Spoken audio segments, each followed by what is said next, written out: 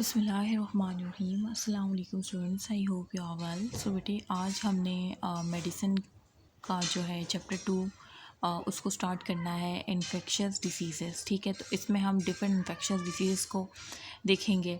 और मैं जो है ना आपको लाइक लिखा हुआ तो यहाँ पे सब है, लेकिन मैं आपको ना लिंक करके और जो इम्पोर्टेंट क्लू थिंग्स होती है ना, लाइक सिनेरियो में डायग्नोस करने के लिए कि इस बंदे को किस चीज़ का इन्फेक्शन हुआ है, कौन सी डिसीज़ है। ठीक है, तो वो मेन चीज़ें मैं आपको बताऊँगी। ठीक है, तो थोड़ा सा मैं फास्ट लेके चलूँगी। अच्छा, वायरल इन्फेक्शन विद एक्जेंथेम। ठीक है, तो अब ये क्या है, वायरल इन्फेक्शन हमने देखने हैं। वायरल इन्फेक्शन जो है, अब इसमें एक एक्जेंथेम है, एक एनेंथेम है। एक्जेंथेम क्या होता है, एनेंथेम क्या होता है? जो ये ना वाइड स्प्रेड रैश होता है। अगर ये जो है आपकी स्किन पर होंगे विथ फीवर इन चाइल्ड तो ये एक्जेंथेम है, और अगर वो म्यूकस मेम्ब्रेन पे है रैश तो वो एनेंथेम है। ठीक है, ये दो चीज़ें तो आपको समझ आ गई। अब हम क्या पढ़ रहे हैं, अब यहाँ पे हम जो वायरल इन्फेक्शन जो मैं आपको दिखाऊंगी ना, ये विद एक्जेंथेम है। एक्जेंथेम अभी मैंने बताया कि वाइड स्प्रेड रैश होते हैं associated with fever in childhood. ठीक है, तो इन सब में आपको जो है ना वाइड स्प्रेड रैश मिलेंगे। ठीक है, लेकिन जो एनेंथेम है, जिस रैश ऑन म्यूकस मेम्ब्रेन है, वो सिर्फ आपको शुरू के 2 में मिलेंगे। ठीक है, also has enanthem with measles and rubella. ठीक है, तो ये चीज़ है।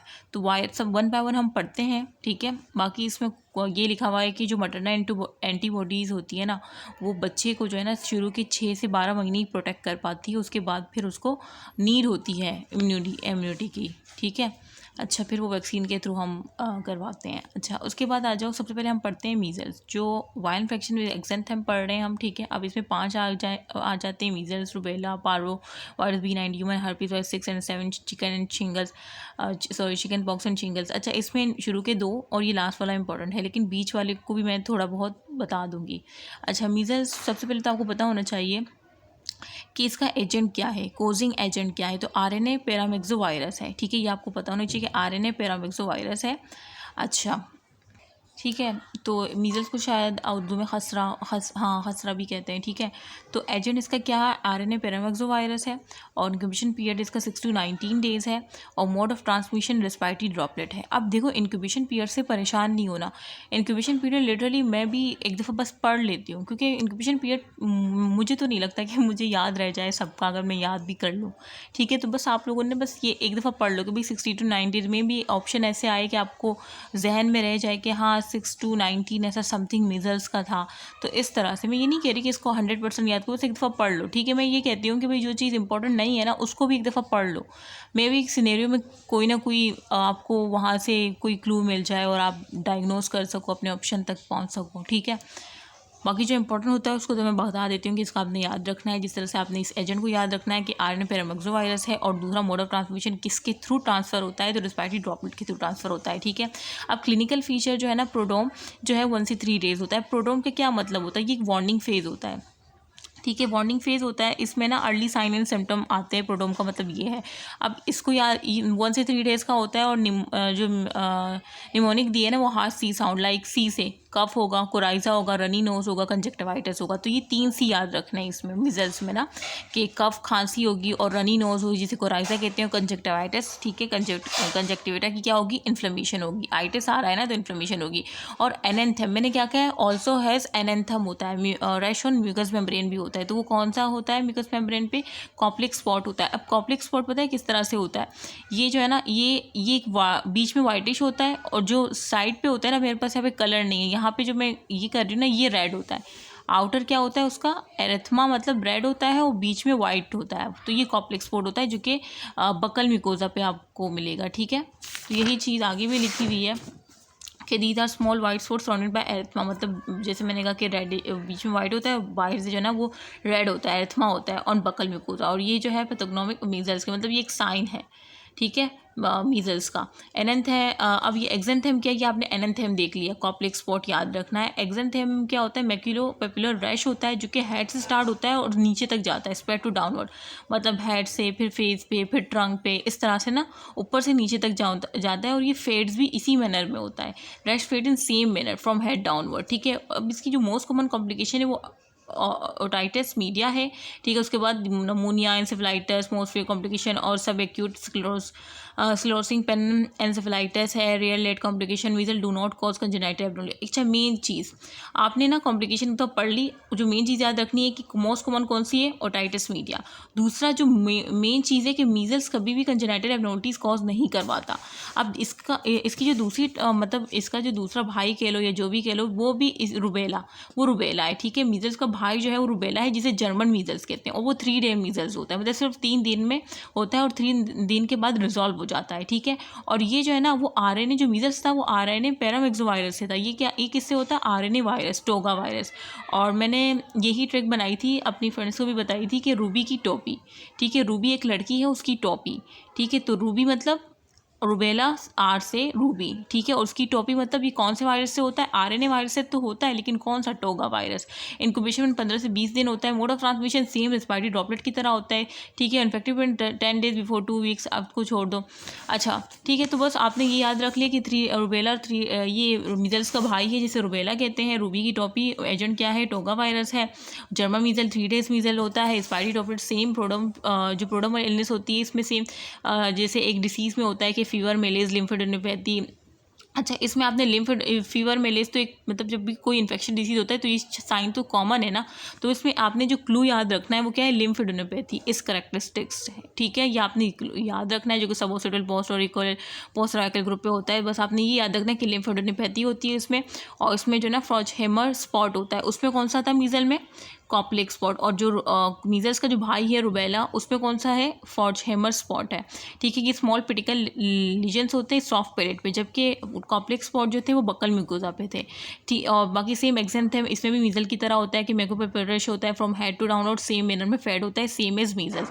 लेकिन बस फर्क ये है कि 3 डेज मीजल है, 3 दिन के बाद रिजॉल्व हो जाता है। बाकी सेम कॉम्प्लिकेशन सेम नहीं है, मतलब सेम। नेक्स्ट जो कॉम्प्लिकेशन की तरफ आते हैं, हेपेटाइटिस, एंसेफेलाइटिस। अच्छा, मेन जो कॉम्प्लिकेशन में याद रखना है कि जो रुबेला है ना, जो मीजल का भाई है, ये कंजेनाइटल इन्फेक्शन करवाता है। इसी वजह से मैंने इसके ट्रीटमेंट को, मैनेजमेंट को छोड़ के मैंने डायरेक्ट रुबेला क्यों स्टार्ट करवाया, क्योंकि मुझे आपको ये दिखाना था कि मीजल्स जो है ना वो कंजेनाइटल एब्नॉर्मलिटीज कॉज नहीं करता, लेकिन जो मीजल्स का भाई है रुबेला, जिसे मैं 3 डेज मीजल या जर्मन मीजल्स कह रही हूँ, वो क्या करता है, वो कंजेनाइटल एब्नॉर्मलिटीज कॉज करता है। Risk of congenital infection is highest if infection अगर फर्स्ट ट्राइमेस्टर ऑफ प्रेगनेंसी, अगर प्रेगनेंसी के फर्स्ट ट्राइमेस्टर में ये रुबेला से जो है ना उस चाइल्ड बेयरिंग वुमेन का कांटेक्ट हो जाता है, तो ये कंजेनिटल एब्नॉर्मलिटीज कॉज करवा सकता है। कंजेनिटल रुबेला सिंड्रोम में क्या होता है, डेफनेस हो सकती है, बहरापन हो सकता है, कैटरेक्ट हो सकता है, कंजेनिटल हार्ट डिसीज जिसे हम पेटेंट डक्टस आर्टियोसिस कहते हैं, मेंटल रिटार्डेशन हो सकती है बच्चे में, ठीक है। तो ये आपने याद रखना है। ये एक डिफरेंस मैंने आपको दूसरा बता दिया कि मीजल्स कंजेनिटल एब्नॉर्मलिटीज कॉज नहीं करता, जबकि रुबेला जो है वो करता है, जो कि 3 डेज मीजल है या जर्मन मीजल्स कह लो, ठीक है। अब हम दोबारा से मीजल्स पे आते हैं। देखो, मीजल्स में हम एक तो सपोर्टिव ट्रीटमेंट देंगे, हम उसको बचाएंगे, मतलब उसको प्रोटेक्शन देंगे। और विटामिन ए, अच्छा विटामिन ए आपको पता है कि हम आँखों के लिए देते हैं ना। अब आपने यहाँ पे देखा था ना मीजल में, मैंने आपको निमोनिक बताई थी कि 3C से याद रखो, कफ, कोराइजा और कंजक्टिवाइटिस। तो कंजक्टिवाइटिस आँखों से है ना, तो विटामिन ए इस तरह से ट्रिक करके याद रख लो। दूसरा, हम वैक्सीन देते हैं, नॉर्मल ह्यूमन हेमोग्लोबिन। या आपने ना विदिन 6 डे, मतलब जब आपका एक्सपोजर हुआ है तो आपने विदिन 6 डेज ऑफ एक्सपोजर में ही ये लगा लेनी है वैक्सीन, ठीक है। और ये कब लगानी होती है, जब कोई इम्यूनोकॉम्प्रोमाइज्ड इंडिविजुअल है, लाइक HIV हो गया, कोई ऑटो इम्यून डिसीज़ का शिकार है, और उसका इम्यून सिस्टम सही से काम नहीं कर रहा, तो उस पर ज़्यादा जल्दी जो है ना, मतलब वो डिसीज़ अपेयर होने के चांसेस है। तो आप जल्दी से उसको ये नॉर्मल ह्यूमन हीमोग्लोबिन लगा दो। ये कोई प्रेग्नेंट वुमेन है और नॉन इम्यून है, मतलब कोई इम्यून, उसने कोई वैक्सीन कुछ नहीं लगाई, तो आप फ़ौरन ये नॉर्मल हीमोग्लोबिन लगा दो। कोई चिल्ड्रन है लेस देन 3 नॉन इम्यून है, तो आपने उसमें ये इंडिकेशन देख लो, ठीक है। ईजी है, कोई इतना तो एक सेंस वाली बात है कि यार non human pregnant, non human children और इम्यूनो कॉम्प्रोमाइज़ को आपने वैक्सीन लगा दी है, 6 डे ऑफ एक्सपोजर ही याद रखना है।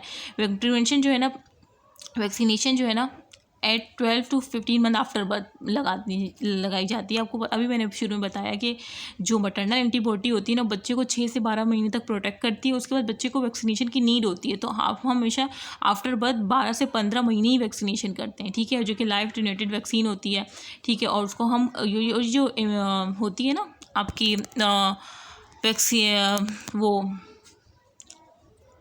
ये क्या होता है कि ये मीजल्स, मम्स और रुबेला वैक्सीन होती है, MMR, मीजल्स मम रुबेला वैक्सीन होती है ये, ठीक है।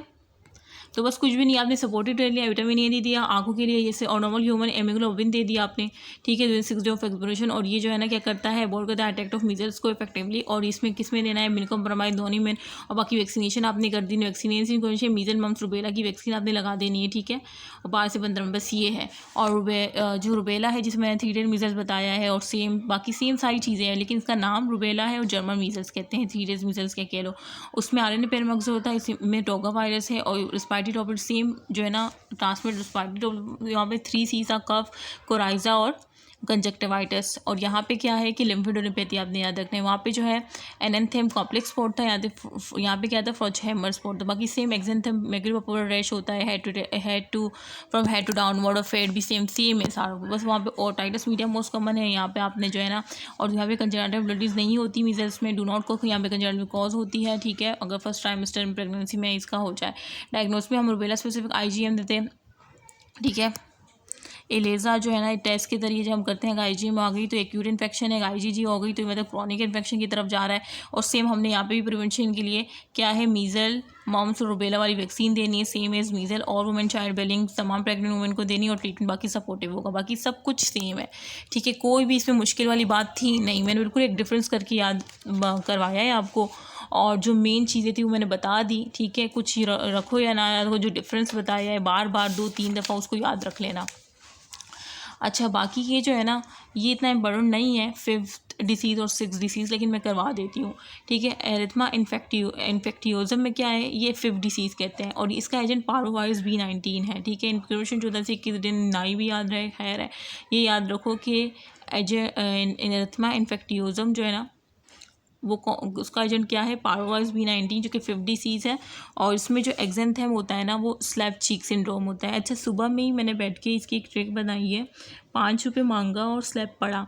मैंने हाँ ये ट्रिक बनाई है कि 5 रुपये जो है ना, बच्चा जो है वो 5 रुपये मांगता है और फिर उसको एक स्लैप भी पड़ा, तो स्लैप पड़ा तो स्लैप चीक सिंड्रोम। और 5 रुपये क्यों मैंने लिखा, 5 रुपये क्योंकि ये 5th डिसीज़ है, ठीक है।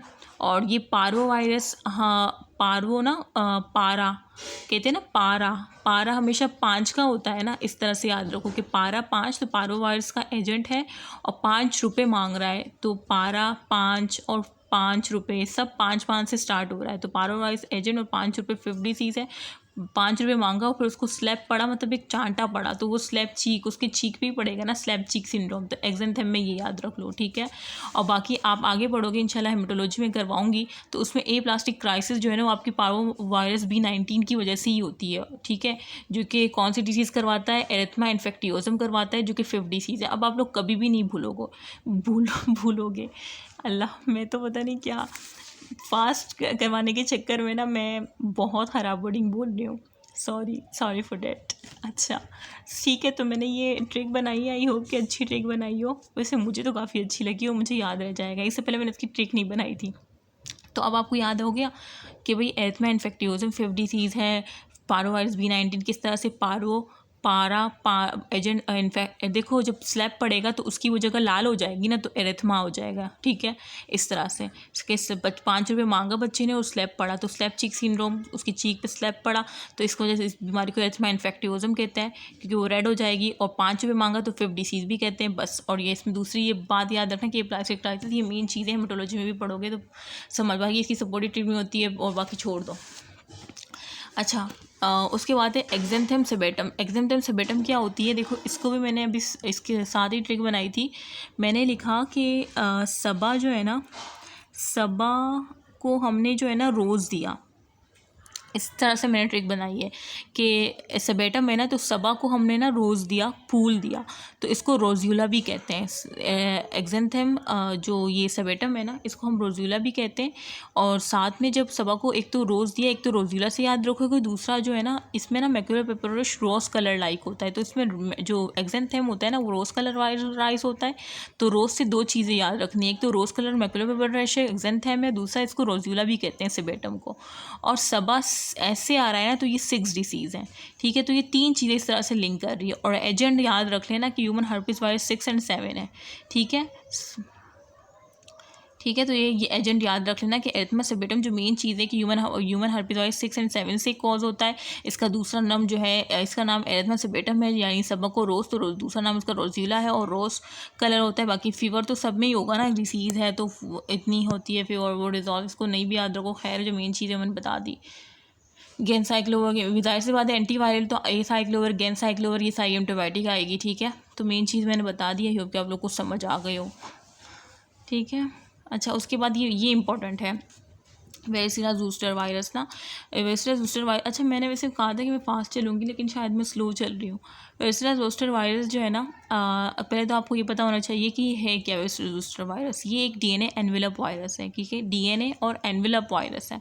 दूसरा ना, ये दो डिस्टिंक्ट फेजेस में या डिसीज़ में पाया जाता है। एक प्राइमरी इन्फेक्शन होता है, एक रीएक्टिवेशन इन्फेक्शन होता है। नाम से तो समझ आ रहा होगा ना कि जो पहली दफ़ा होता है ना, वो वेरिसीला की वजह से होता है, चिकन पॉक्स जो होता है। जो प्राइमरी इन्फेक्शन होता है वो चिकन पॉक्स होता है, और वो किसकी वजह से होता है, वेरिसीला की वजह से होता है।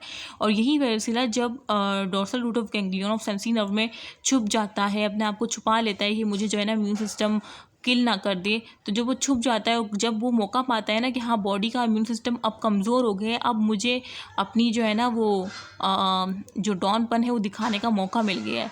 ठीक है, तो तब वो जब इम्यून सिस्टम को देखता है कि यार वीक हो गया है, इम्यून कम्प्रोमाइज़ हो गया है पेशेंट, तो फिर वो ना अपने उस जो जहाँ पे उसने छुपा होता है वहाँ से निकल के डॉन की तरह हमले करना स्टार्ट कर देता है। तो फिर वो कौन सी बीमारी करता है, शिंगल। और फिर वो वेरिसिला से निकल के डॉन बन जाता है ना, तो उसे कहते हैं हर्पिस जोस्टर। ठीक है, मतलब वो फिर निकल के हर्पिस जोस्टर और रीएक्टिवेशन इन्फेक्शन करता है, दोबारा से अपने आप को रीएक्टिवेट कर लेता है, डॉन बन जाता है ना, इसे मैंने हर्पिस जोस्टर का नाम दिया है। तो इस तरह से मैं कहानी बनाई है मैंने। तो सबसे पहले चिकन पॉक्स जो कि प्राइमरी इन्फेक्शन है, तो सबसे पहले यही होता है। और ये किसकी वजह से होता है आपको पता है, किस तरह से होता है। ट्रांसमिशन सेम रेस्पिरेटरी सिक्रीशन की वजह से होती है। इंक्यूबेशन पीरियड 11 से 12 डेज। इंक्यूबेशन पीरियड ये होता है कि एक्सपोजर टू सिम्टम कितना टाइम मिलता है, मतलब कितना टाइम आपको एक्सपोजर हुआ है, और फिर सिम्टम जब बंदे में दिखेंगे तभी वो बोलेगा कि हाँ मुझे बीमारी है। तो 11 से 20 दिन तक होता है। फिर इन्फेक्टिव पीरियड ये होता है कि अब वो बंदा इन्फेक्ट हो गया है, उसमें सिम्टम आ रहे हैं, ठीक है, अब वो जब किसी और को वो बीमारी लगेगी ना उसकी वजह से, तो वो इन्फेक्टिव पीरियड होगा। ठीक है, बच्चे इसमें मतलब मोस्टली मैं भी परेशान हो जाती थी, लेकिन जब मैंने देखा कि अच्छा इसका ये मतलब है, लेकिन फिर भी ये याद ना भी रहे तो खैर जो मेन चीज़ मैं बता रही हूँ ना वो याद रख लो। जिस तरह से मैंने ये कहानी बताई, आई होप कि आपको याद हो गई हो। अब मोड ऑफ ट्रांसमिशन सब मैंने बता दी, रेस्पिरेटरी सिक्रीशन है चिकन पॉक्स का, और जो एजेंट है वेरिसिला ज़ूस्टर वेरिसिला है। ठीक है, अब आगे देखो, इसमें क्या होता है कि चिकन पॉक्स में ना टीयर ड्रॉप वेजिकुलर रैश होता है। सेंटीपीटल डिस्ट्रीब्यूशन होती है, more on trunk than limbs. ठीक है, तो सेंटीपीटल और सेंटीपीटल तो आपको पता है ना। सेंटीपीटल इस तरह से होती है कि टूवर्ड्स द मिड लाइन जो होती है वो सेंटीपीटल होती है। ठीक है, तो सेंटीपीटल डिस्ट्रीब्यूशन होती है, और ये मोर जो है ना आपको ट्रंक पे मिलती है। ये आपका ना फॉर एग्जाम्पल ये समझ लो कि ये टांगे हैं और ये हाथ है और ये मुंह, ये गर्दन है, तो ये ट्रंक पे आपको सेंटीपीटल डिस्ट्रीब्यूशन मिलती है इस रैश की ना, more on trunk then on lips. तो ये चिकन पॉक्स में आप ये मेन चीज़ याद रखिएगा। ठीक है, इस तरह से डायग्राम बना रहा हूँ जो मैं बना रही हूँ। और जो रैश होता है ना वो एची लाइक होता है, इंटेंसली एची लाइक मतलब प्रोराइटिक होता है। और एक ये बात याद रख लो। और उसके ना वेरियस स्टेजेस होते हैं, मतलब सबसे पहले ये पिंक मैक्यूल की शक्ल में आता है, फिर मैक्यूल से ये वेजिकल्स बन जाता है, फिर वेजिकल्स से ये पॉस्ट्यूल बन जाता है, 24 घंटे लगते हैं। ठीक है, ये तो एक कॉन्सेप्ट वाली बात है, आपने पहले भी पढ़ी होगी। ठीक है, बाकी छोड़ दो, बस ये चीज़ याद रखो, centripetal distribution, more on trunk than limbs. ठीक है, अच्छा और बाकी सेंटिकल और कुछ सोचो कॉम्प्लिकेशन जो मैं आपको जो मोस्ट कॉमन याद करवाऊँ इस तरह से कि जब उसे रैश हो रहा है, इंटेंसली एचिंग है, प्रोराइटिक है। ठीक है, फॉर एग्जांपल उसके जो है ना ट्रंक पे, उसकी छाती पे क्या है, रैश है, अब वो उसे क्या है, खुजा रहा है। ठीक है, जाहिर सी बात है जब वो प्रोराइटिक है, लाइक एची लाइक है, तो उसे खुजाएगा ना, तो वो खुजलेगी तो खुजाएगा। ठीक है, तो जब वो खुजाएगा ना तो फिर क्या होगा, जब वो खुजा के स्क्रैचिंग कर देगा अपनी छाती में ना, तो फिर क्या होगा, जो बैक्टीरियल इन्फेक्शन है ना वो इजीली जो है ना वहाँ पे अपना काम कर देंगे। तो सेकेंडरी मतलब कि दूसरा भी कोई बैक्टीरियल इन्फेक्शन हो सकता है, क्योंकि वो खुजाएगा इतना कि उसमें स्क्रैच आ जाएंगे, फिर वो ओपनिंग हो जाएगी ना, बैक्टीरिया के लिए दरवाजे खुल जाएंगे, फिर वो सेकेंडरी बैक्टीरियल इन्फेक्शन हो सकती है फ्रॉम स्क्रैचिंग। तो ये मोस्ट कॉमन है। ठीक है, तो मैंने कहानी की तरफ से बताया कि ये कि आप ये ना बोले कि आप ये हमसे याद नहीं होगा, ये आपको सेम याद होगा, क्योंकि मैंने इस तरह से बताया है कि हाँ भाई स्क्रैचिंग से सेकेंडरी बैक्टीरियल इन्फेक्शन होगी मोस्ट कॉमन, ठीक है। बाकी सारे इन्फेक्शन वाले लगा लो कि हेपेटाइटिस, एन्सेफेलाइटिस, नमूनिया, ठीक है, ये सारी चीज़ें। और बाकी जो है ना प्रेगनेंसी में अगर मैटरनल इन्फेक्शन होता है किसी माँ को, वो जो है प्रेग्नेंट हो इन प्रेगनेंसी का, तो उसमें डेवलपमेंटल एब्नॉर्मलिटीज़ कर सकता है ना। और वो कौन सी हो सकती है, आई में हो सकती है, सीएनएस में और लिम्स में हो सकती है। और इसके लिए हम यही कर सकते हैं कि आप डिलीवरी से पहले, मतलब delivery 5 day within 5 days of delivery आप लगा दो, ठीक है। मैटरनल इन्फेक्शन हाँ विदिन 5 डेज़ ऑफ डिलीवरी, मतलब ये माँ को जो इन्फेक्शन या तो ऐसा हो कि मतलब 5 डेज़ ऑफ डिलीवरी के अंदर उसे कोई इन्फेक्शन हो तो वो सीवियर न्यूनेटल वेरिसेला कर सकता है, वेरिसेला इन्वॉल्वमेंट कर सकता है और हैमरेज कर सकता है। ये ना भी याद रहे, बस मेन चीज़ ये याद रखना कि मैटरनल इन्फेक्शन कर सकता है और बच्चे को जो है ना ICNS लिम्स की एब्नॉर्मलिटी कॉज करवा सकता है। बस ये चीज़ मैंने 3 चीज़ें बताई है और कुछ भी नहीं। मेन चीज़ क्या बताई मैंने बताई कि चिकन पॉक्स है, मोड ऑफ ट्रांसमिशन स्पाइटी सिक्रीशन है दोनों में, ठीक है। प्राइमरी इन्फेक्शन वेरिसेला की वजह से होता है, रीएक्टिवेशन जो है हर्पीज जोस्टर की वजह से होता है, वो शिंगल होता है, ठीक है। ये तो बात की बात है। चिकन पॉक्स में मैंने बताया स्पाइटी सिक्रीशन की वजह से होता है और सेंट्रीब्यूटल डिस्ट्रीब्यूशन ट्रंक पे होती है, देन ऑन लिम्स और प्रोबायोटिक एच होता है, ठीक है। और ये इसके पहले मैक्यूल वेजिकल प्रोपोस्टिल 24 आवर में, फिर जो प्रोबायोटिक एच है उसे बंदा स्क्रैच करेगा जिसको होगा तो उसकी जैसे सेकेंडरी बैक्टीरियल इन्फेक्शन हो सकता है, ठीक है। और मटन इन्फेक्शन कोज कर सकता है, बेबी में ICNS लिम्स की एब्नॉर्मलिटीज हम देख सकते हैं, ठीक है। इसके अलावा हम अनकॉम्प्लिकेटेड चिकन पॉक्स कॉम्प्लिकेटेड और इम्यूनो कॉम्प्रोमाइज हो तो प्रेग्नेंट वुमेन को एंटीवायरल एजेंट दे सकते हैं। ऑरल एंटीवायरल किसको देंगे, देखो ऑरल ना हम उनको देंगे जो स्टेबल होंगे, लाइक जो एडल्ट होंगे या इम्यूनो कॉम्पिटेंट, मतलब जो उनका इम्यून सिस्टम भी स्टेबल होगा चिल्ड्रन में, ठीक है। एडल्ट तो बेयर कर सकते हैं ना, एडल्ट का जो इम्यून सिस्टम होता है वो अच्छा होता है बनिस्बत एल्डरली बूढ़ों लोगों के ना, तो एडल्ट इम्यूनो कॉम्पिटेंट और चिल्ड्रन में हम ओरल देंगे कि वो काम एसाइक्लोविर। IV हम किस में देंगे, इम्यूनो कॉम्प्रोमाइज जो HIV का पेशेंट होगा या डायबिटिक का पेशेंट होगा, कोई भी ऑटो इम्यून डिसीज़ होगी तो, या प्रेग्नेंट वुमेन है, ठीक है, या एल्डरली बूढ़े लोग हैं तो उनमें हम IV एंटीवायरल देंगे, ठीक है। तो बस कुछ भी नहीं है इसमें कोई नया। और IV जो है ना एंटीवायरल यही कह रहे हैं कि आप जब स्टार्ट करते हो और जब वो इम्प्रूवमेंट की तरफ पेशेंट जाता है तो आप स्विच कर दो उसको ओरल पे, ठीक है। मतलब पूरी ज़िंदगी और IV पे नहीं रखना, जैसे ही वो इम्प्रूवमेंट होने लगे तो फिर आप उसको स्विच कर दो ओरल पे, ठीक है। तो ये कॉन्सेप्ट वाली बातें हैं। बाकी एंटीवायरल तो आपको पता है ना कि एसाइक्लोविर होती है, पेन साइक्लोविर होती है, फैन साइक्लोविर होती है, गैन साइक्लोविर होती है, इस तरह से याद रख लो, ठीक है। और इंडिकेशन मैंने बता दी। और ये मैं कोई रट्टे वाली बात तो है ही नहीं ना, आपको पता है कि यार एडल्ट अच्छा इम्यून सिस्टम होता है तो उसमें हम ऑरल देंगे, जिसका अच्छा नहीं होगा उसमें हम IV देंगे ताकि जल्दी से काम कर सके, ठीक है। तो आई होप कि आपको समझ आ गया होगा ये। अच्छा, उसके बाद आ जाओ वेरिसेला जोस्टर इम्यूनोग्लोबिन। अब ये जो वेरिसेला जोस्टर इम्यूनोग्लोबिन है ना, ये आपका 7 डेज़ ऑफ एक्सपोजर में लगता है, ठीक है। अभी बंदा इन्फेक्शन मतलब नहीं हुआ था लेकिन उसका एक्सपोजर हुआ होता है तो आपने लगानी है, सेम जिस तरह से मैंने पीछे पढ़ा था, ठीक है। और उसके बाद है ये जो है ना एटीन्यूटेड डिसीज़ में होते हैं 10 डेज आफ्टरवर्ड, बस ये को छोड़ दो। दोज वो अच्छा, ये जो होती है वेरिसेला जोस्टर इम्यूनोग्लोबिन ये कब लगती है, इसकी क्या इंडिकेशन है, जब आपने ना दोज विद सिग्निफिकेंट किसी को है और आपने उसके साथ रूम शेयर किया है 15 मिनट या 15 मिनट से ज़्यादा, फेस टू फेस कांटेक्ट हुआ है, आपका इंटीमेट कांटेक्ट हुआ है उस पर्सन के साथ जिसको शिंगल था, ठीक है। मतलब जिसको था लेकिन उसमें कोई सिम्टम नहीं था, अभी उसकी मतलब वो रीएक्टिवेशन में आते हैं ना शिंग वाली बीमारी। अच्छा, हॉस्पिटल कांटेक्ट में चिकन पॉक्स है या कोई चिकन पॉक्स का कोई hospital patient, visitor, health care worker के साथ आपका कांटेक्ट हो गया हो, ठीक है। तो इनमें आपने फ़ौरन लगा लेनी है क्योंकि ज़ाहिर सी बात जब आप इन लोगों के साथ जिसको है उसके साथ कांटेक्ट हो गया है तो मे बी आपको भी हो जाए और मतलब होने का चांस है, तो आप फ़ौरन लगा लो उस टाइम इम्यूनोग्लोबिन। या ससेप्टेबल होस्ट के साथ आपका हो गया है, प्रेग्नेंट वूमेन किसी भी स्टेज पे थी उसके साथ आपका हो गया, इम्यूनो कॉम्प्रोमाइज इंडिविजुअल, HIV, इन सब में जो है ना मतलब आपने फ़ौरन लगवा लेनी क्योंकि इन लोगों को ज़्यादातर हो जाता है। तो प्रेग्नेंट वूमेन है कि तो आपने फ़ौरन वेरिसेला इम्यूनोग्लोबिन लगवा ली। न्यू बॉर्न है लेस देन 28 वीक का तो आपने उसमें लगवा लेनी है, ठीक है। जिसकी मदर को डेवलप हुआ विदिन 5 डेज या 2 डेज आफ्टर डिलीवरी तो उसमें चांस हो सकता है बेबी को भी हो तो आपने उसमें लगवा लेनी है, ठीक है। प्रिवेंशन क्या है कि वेरिसेला वायरस वैक्सीन लगानी है, लाइफ एटीन्यूएटेड वैक्सीन। ये एटीन्यूएटेड वैक्सीन ये होती है कि सेम वायरस जो है ना वेरिसेला का होता है लैब में लेकिन उसको हम कमज़ोर कर देते हैं ताकि जो है ना कमज़ोर करके हम बॉडी में इंजेक्ट करवा देते हैं। अब लोग कहते हैं कि यार हम फिर वायरस वही डाल रहे हैं जो बीमारी कॉज कर रहा है, हम वही डाल रहे हैं लेकिन कमज़ोर करके डाल रहे हैं ताकि हमारा इम्यून इम्यून सिस्टम उसको मार के उसकी कमज़ोरी जान सके, और जब उसकी कमज़ोरी जान सकेगा कमज़ोर वायरस से, तो फिर जो स्ट्रॉन्ग वायरस है उसको मारने में आसानी होगी। ठीक है, तो ये वही है। और चिल्ड्रन रिसीव 1 डोज आफ्टर। अब क्या होता है कि जो बच्चे होते हैं ना, 1 साल 1 year of age, after 1 year of age वो 1 डोज यूज़ करते हैं, और 4 से 6 साल बाद सेकेंड डोज रिसीव करते हैं। जबकि एडल्ट जो है ना 2 डोजेस एक ही मंथ में, मतलब थोड़े से गैप के साथ रिसीव कर लेते हैं।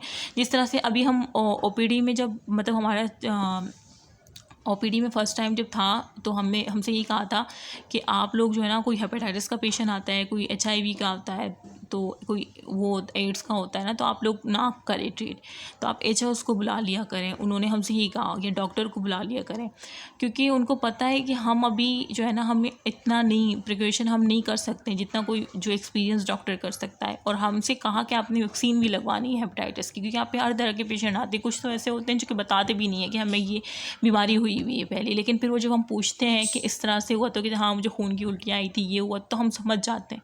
ठीक है, लेकिन मैंने डील कर लिया था हेपेटाइटिस पेशेंट को, क्योंकि मैंने उसकी रिपोर्ट देखी थी कि नेगेटिव थी, लेकिन रिपोर्ट तो नकली भी बन सकती है। लेकिन लिटरली मुझे कोई पेशेंट नहीं मिल रहा था, तो मैंने कर लिया। और फिर बाद में मेरी फ्रेंड तो मुझे उस वक्त भी मना कर रही थी, हत्ता कि वो मेरी हेल्प करने भी नहीं आ रही थी कि नहीं तुम इस पेशेंट को नहीं करो, वरना मैं तुम्हारी हेल्प नहीं करूँगी। लेकिन वो फिर आ गई थी, लेकिन वो तो दूर से कर रही थी, मैं और एक HO थी मेरे साथ, हम दोनों कर रहे थे।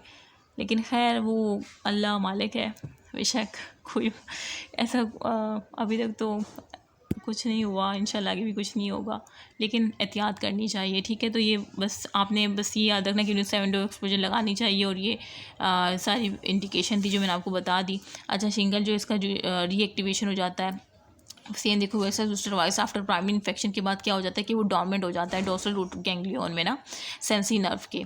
तो वो जब वहाँ पे डॉर्मेंट हो जाता है, और जब वो देखता है दोबारा मौका मिलता है, तो फिर वो रीएक्टिवेट करके वो शिंगल कॉज करता है, जिसे हमारे पे बूस्टर कहते हैं। Versus when reactivated later in life, ठीक है, वो क्या कॉज करता है, शिंगल कॉज करता है। मोर कॉमन किस में, ये एल्डरली में होता है। देखो खुद सोचो, मैंने क्या बताया कि जब वो इंतज़ार करता है ना कि वेसल बूस्टर ना, ये डॉर्मेंट हो जाता है डोर्सल रूट ऑफ गैंग्लियन और सेंसरी नर्व, और इंतज़ार करते हैं कि कब पेशेंट का जो है ना, बंदे का इम्यून सिस्टम कमज़ोर हो और मैं जाके अपना काम करूं। तो एल्डरली में इम्यून सिस्टम कमज़ोर हो जाता है। तो आप इस तरह से याद रखो कि मोर कॉमन है एल्डरली में, ठीक है, कोई रट्टे वाली बात नहीं है, हमेशा लिंक करके याद रखो। It present with rash with clinical united and restrict. आपको ये कह रहे हैं कि जो डर्मेटोमल रैश होता है ना, वो सेंसरी नर्व में रिस्ट्रिक्ट होता है क्लासिकल यूनिटेड, क्योंकि ये किस में डॉर्मेंट हो रहा है, गैंग्लियन ऑफ सेंसरी नर्व में हो रहा है ना, dorsal root of ganglion sensory. तो ये यही कह रहे हैं कि रैश जो है वो क्लासिकली यूनिलेटरल होता है और रिस्ट्रिक्ट होता है सेंसरी नर्व, डर्मेटोमल रैश होता है। ठीक है, एक ये बात याद रख लेनी है आपने।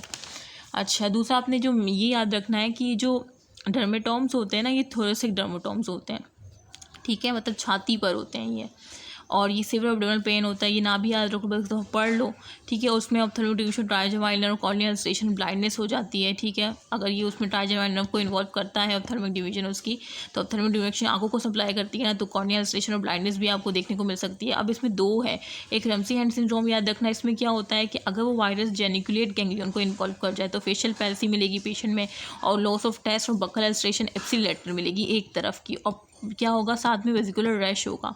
एक्सटर्नल ऑडिटरी कैनाल है जो आपके एयर तक जाती है, तो वहाँ पे आपको रैश मिलेगा। तो ये 3 चीज़ आपने याद रखनी रमसी हैंड सिंड्रोम में। और कब होता है, जब वो जेनिकुलेट गैंग्लियन में इन्वॉल्व हो जाता है। पोस्ट हेपेटिक न्यूरोलॉजी ये होता है कि मोर कॉमन कॉम्प्लिकेशन है शिंगल की, याद रखना। और ये ना 1 से 6 महीने में क्या होती है, परसिस्ट करती है। It persist of pain for 1 से 6 month following healing of the rash, ठीक है। और ये क्या होता है, जिस तरह से मैंने ये बनाया कि ये जो है ना, ये पेशेंट की ये आंखें हैं, ये मुंह है। अब ये क्या है, कह रहे हैं कि लोअर मोटर न्यूरॉन होता है, अपर न्यूरॉन होता है। लोअर मोटर लो जी सारा उसी का, मतलब अगर उसी फेस का उसी तरफ का सब कुछ लॉस हो जाए, ठीक है, रैश हो, उसी तरफ का लॉस हो, तो वो लोअर मोटर न्यूरॉन है, मतलब लो जी सारा उसी का, उसी जगह का। और अपर मोटर न्यूरॉन के उसी कॉन्ट्रालेटरल होती है, वो भी सिर्फ लोअर साइड का, ठीक है। ये मैंने बनाया है, देखो ये है ना। तो अगर सिर्फ कॉन्ट्रालेटरल हो अपर मोटर न्यूरॉन का, ये है कि अगर कॉन्ट्रालेटरल साइड हो, ठीक है, कॉन्ट्रालेटर हो, और लोअर मोटर न्यूरॉन के लो जी सारा उसी जगह का, मतलब एप्सिलेटरल साइड का लॉस हो जाना, ठीक है। तो बस ये याद रख लो। अगर नहीं भी याद रखे तो बस ये most common complication post hepatic neurology याद रखो, जो कि 1 6 मंथ तक परसिस्ट करता है, ठीक है। रमसी हैंड सिंड्रोम मेन याद रख लेना, ठीक है। और ये थोरेसिक डर्मेटोम्स होता है, ये मेन याद रख लेना, ठीक है। अच्छा, दूसरा क्या है कि इसकी हम ए साइक्लोवर दे सकते हैं, ठीक है। अर्ली और मोर देन 65 में पोस्ट ऑपरेटिव न्यूरल्जिया में हम क्या कहते हैं, पेन हो रहा है ना, परसिस्ट पेन है, तो हम क्या देंगे, एनाल्जेसिया ही देंगे ना, एक सेंस वाली बात है, ठीक है। तो एनाल्जेसिया दे दिया, एमिट्रिप्टोलिन गाबापेंटिन दे दी, ठीक है, हो गया काम। तो आई होप कि आपको समझ आ गया हो। शिंगल में कुछ भी याद नहीं रखना, बस ये याद रखना है कि कहाँ पे डोर्मेंट होता है, dorsal root ganglion sensory nerve में होता है, और सेंसरी नर्व में ही जब वो है तो टमाटर नर्व सेंसरी नर्व तक ही इन्वॉल्व होते हैं, और वो वसीला जो है बाद में जब देखता है कि इम्यूनो कॉम्प्रोमाइज़ हो गया है, डर्ली में हो जाता है मोस्टली HIV कोई बीमारी, तो आखिर रिएक्टिवेशन शिंगल कॉज करता है, ठीक है। और वो कहाँ थोरेसिक डर्मेटोम्स कॉज करता है, अगर ऑप्थेल्मिक हो जाए तो आई की ब्लाइंडनेस कॉज करता है, रैम्सी हैंडसन सिंड्रोम जो कैप्सुलेटर loss stage buccal mucosa facial palsy extraordinary rash कर देता है, पोस्ट ऑपरेटिव पल्स पेन होता है 1 से 6 मंथ तक, और उसमें एनाल्जेसिया देते हैं ताकि पेन को रिलीव मिल सके, और वायरल के लिए साइक्लोविरिया को भी आप एंटीवायरल दे दो, ठीक है। तो आई होप कि आपको ये समझ आ गया हो। अब आपको समझ आ गया कि अच्छा, जो प्राइमरी इन्फेक्शन होता है वो चिकन पॉक्स होता है, जिसे वेरिसिला मैम ने कहा, उसमें क्या था, मैंने क्या बताया था कि वो सेंटीमीटर डिस्ट्रीब्यूशन होती है, ठीक है, more on trunk then on limb, ठीक है, ये बताया था मैंने। और बाकी इसमें मैंने ये बताया था कि फिर वो एची रैश होते हैं, तो उसको खुजाने से जो है स्क्रैचिंग करने से बैक्टीरियल इन्फेक्शन हो जाता है, और मटरनल इन्फेक्शन की वजह से बच्चे में आई सीएनएस लिम्स की एब्नॉर्मलिटी होती है। बाकी वही ओरल दे दो, आई भी दे दो, शिंगल्स, और ये हमने वैक्सीन दे दी थी, ठीक है, वैसे इम्यूनोग्लोबुलिन वायरस, वो वैसे दूसरा इम्यूनोग्लोबिन वैक्सीन दे दी थी हमने, और किस में दी थी वो सब बता दिया। फिर शिंगल्स का हमने देख लिया, शिंगल्स में हमने थोरेसिक डर्मेटोम्स देखे हैं, ठीक है, और रैम्सी हैंडसन सिंड्रोम पोस्ट हाइपोटिक न्यूरोलजिया देख लिया। तो मैंने काफ़ी लंबा खींचा है, जबकि इतना नहीं खींचना चाहिए था मुझे, खैर है। अच्छा, नेक्स्ट हमारे पास है वायरल इन्फेक्शन विदाउट एक्जेंथेम ना, तो ये मम्स होते हैं, ये कान के पीछे ना कनपेड जिसे कहते हैं ना, वो हो जाना, ये पैरामिक्सोवायरस की वजह से होता है, ठीक है। सेम पैरामिक्सोवायरस, वो जो पहला था मीजल था वो RNA पैरामिक्सो, ये पैरामिक्सोवायरस है, ठीक है, इस तरह से कंफ्यूज नहीं कर देना।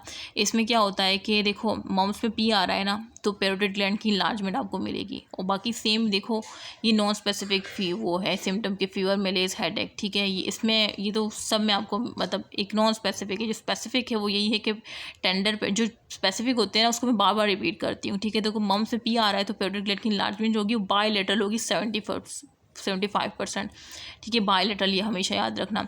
अच्छा, दूसरी कॉम्प्लिकेशन इसमें ये होती है एपिडाइडमो और काइटस होता है, ये 25% पोस्ट प्यूबर्टल मेल में होता है, ठीक है। इसमें क्या होता है कि उनकी जो ना टेस्टिकुलर एट्रोफी हो जाती है, मतलब टेस्ट जो है उनके बहुत सख्त होते हैं, और ये ट्रॉफी हुई होती है उसकी, सेल्टी अनलाइकली होती है, लेकिन बस ये याद रखना कि पोस्ट प्यूबर्टल मेल में एपिडाइडम और काइटस होता है, ये मेन चीज़ है।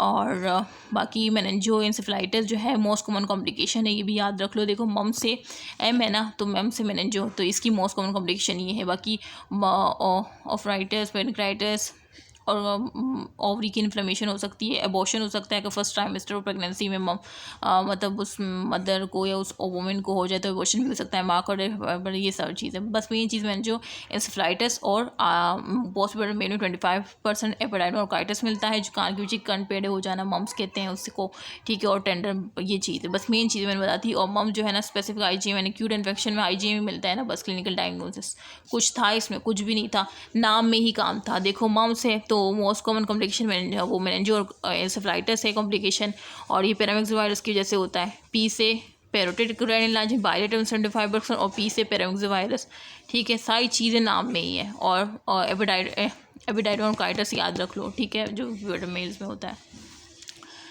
ए टेस्टिकुलर एट्रोफी जिसमें दिखती है। अच्छा, बाकी यही है कि प्रिवेंशन आपने मीजल, मम्स और रुबेला की वैक्सीन में बताई थी ना, जो कि मीजल्स के लिए भी थी और जनरल मीजल्स के लिए भी थी और मम्स के लिए भी और रुबेला के लिए भी थी, यही था ना।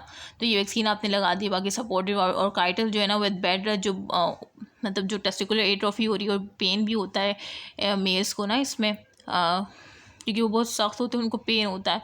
तो एपिडाइडोकाइटिस में फिर क्या होता है कि उनको कहते हैं कि आप बेड रेस्ट करो, या कोई लोग को सपोर्ट दे देते हैं उनको, ताकि वो हिले जुले नहीं, उनको पेन ना हो, ठीक है। और स्टेरॉइड दे देते हैं अगर आर्थराइडर का केस हो, ठीक है, मतलब अगर वो हो, ठीक है। तो इसमें कुछ भी नहीं था मैम, उसमें आपने देख लिया कितना ईजी था, नाम में ही सारा काम था।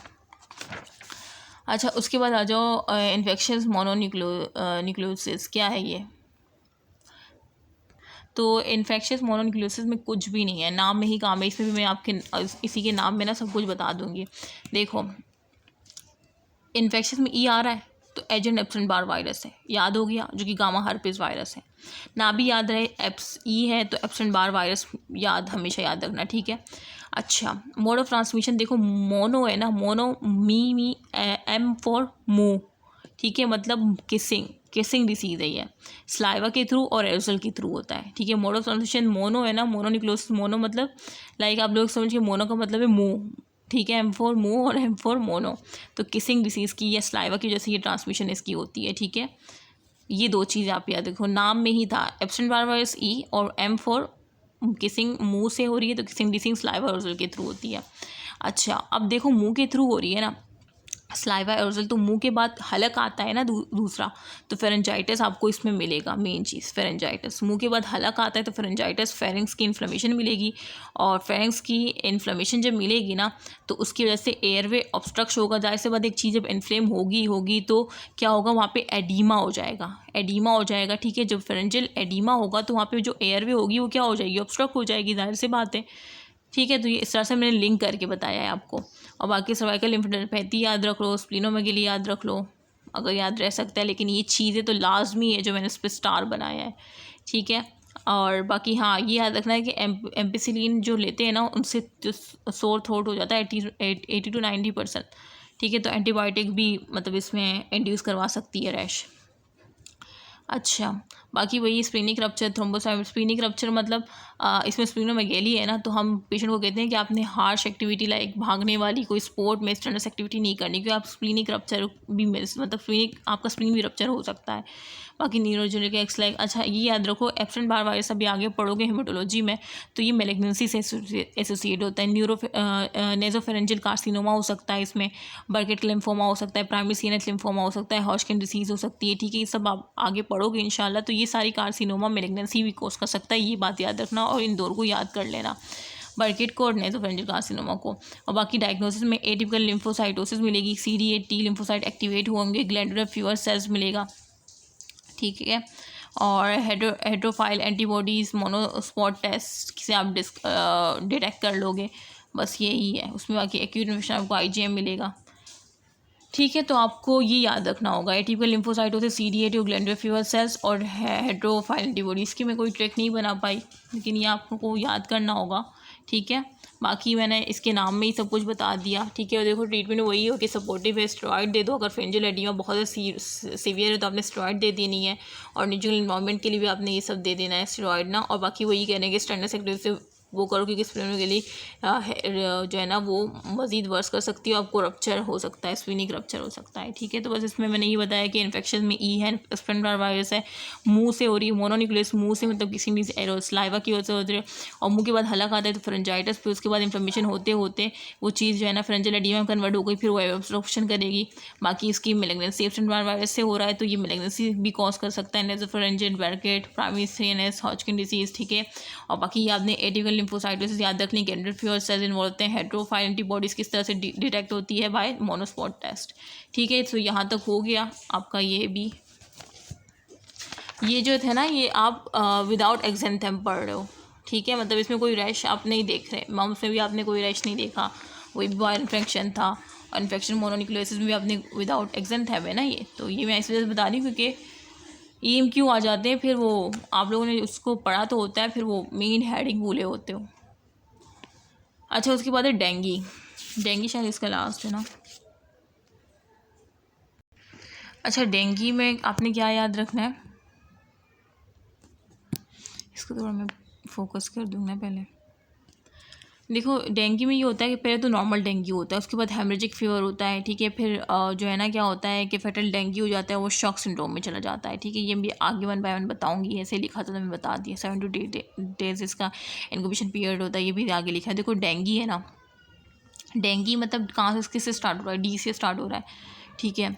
अब D से डॉन भी होता है, ठीक है। अब ये D है ना तो ये डॉन है, ये क्या है, डॉन है। डेंगू है तो ये डॉन है। अब ये डॉन है तो ये क्या करता है, ये जो है ना ब्रेक बोन फीवर करता है।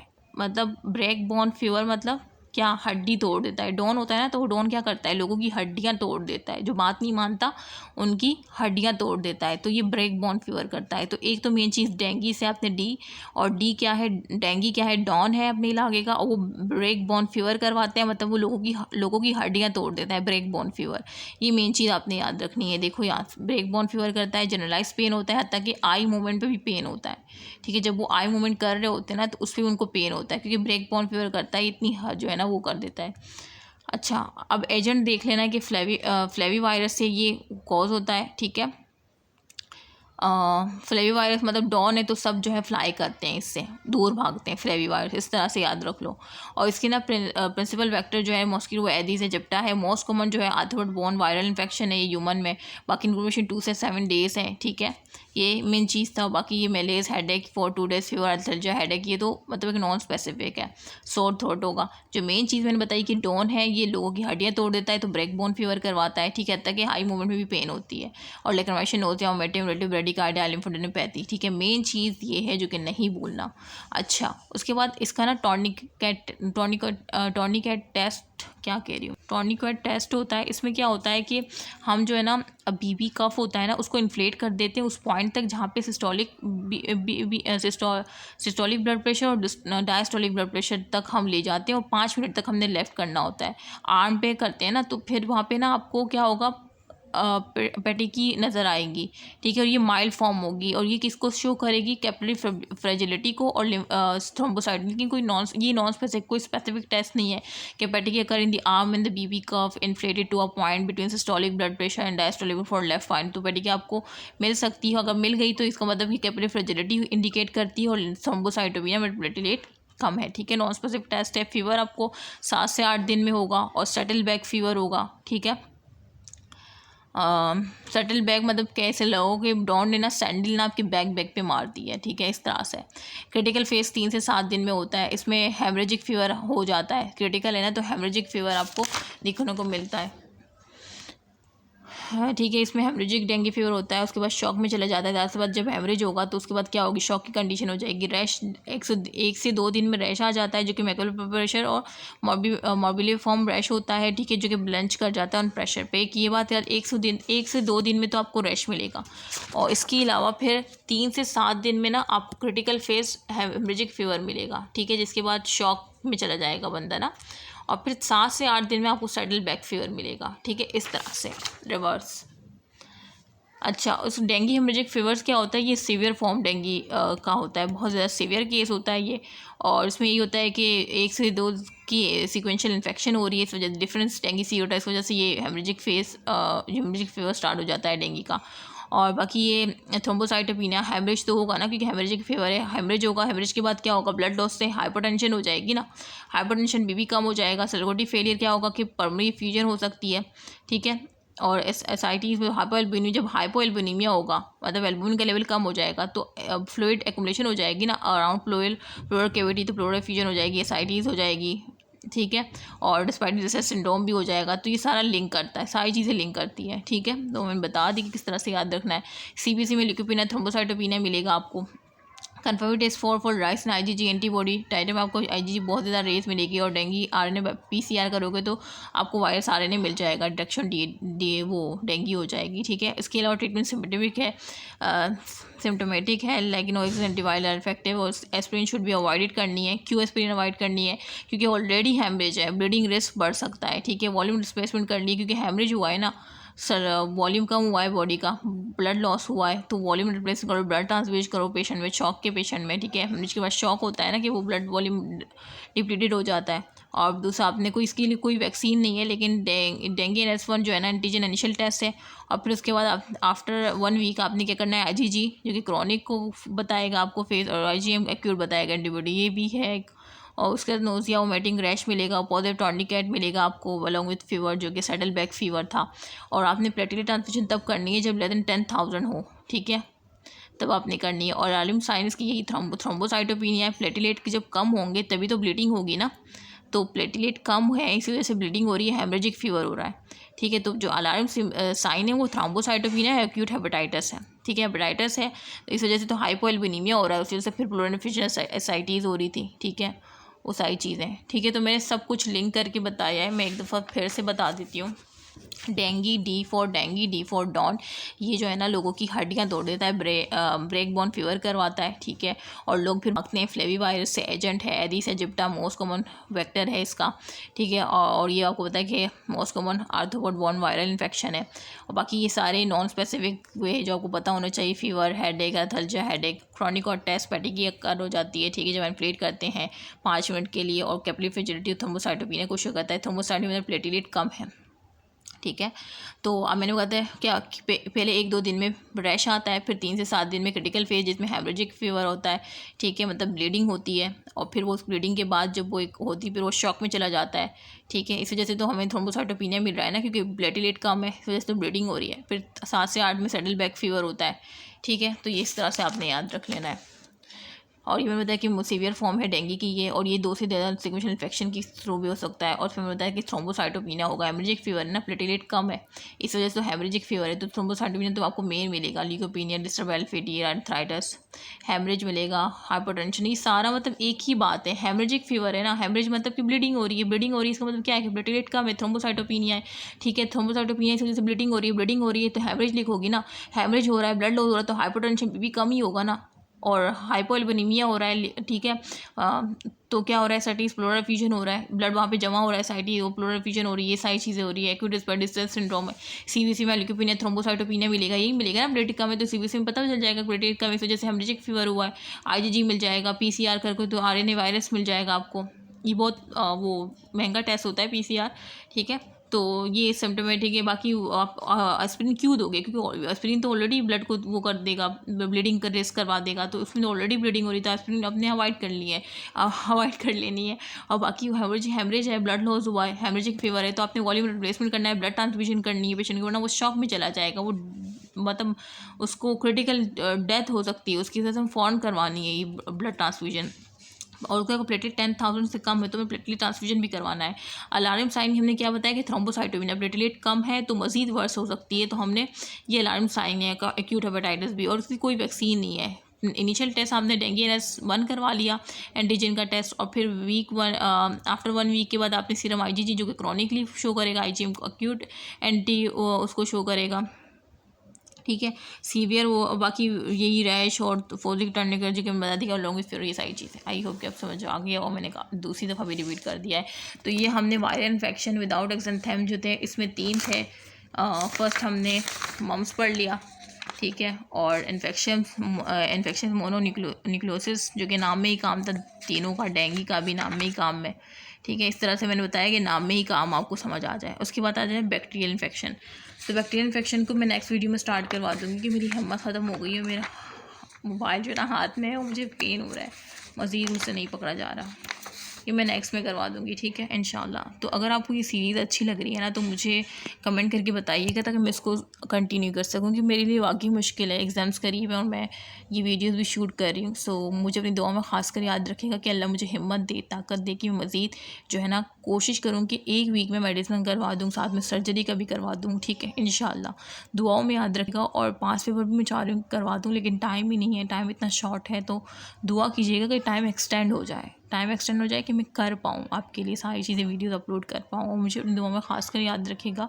और इंशाल्लाह हम नेक्स्ट वीडियो जो होगी ना उसमें मैं कंप्लीट करवा दूँगी इन्फेक्शन डिसीज़ का। उसके बाद फिर हम GIT और फिर हेपेटोलॉजी को स्टार्ट करेंगे, ठीक है, और फिर इस तरह से 1 बाय 1 सारा मेडिसिन का और सर्जरी का इंशाल्लाह करवा दूँगी, इंशाल्लाह। दुआओं में याद रखिएगा। ओके, अल्लाह हाफ़िज़।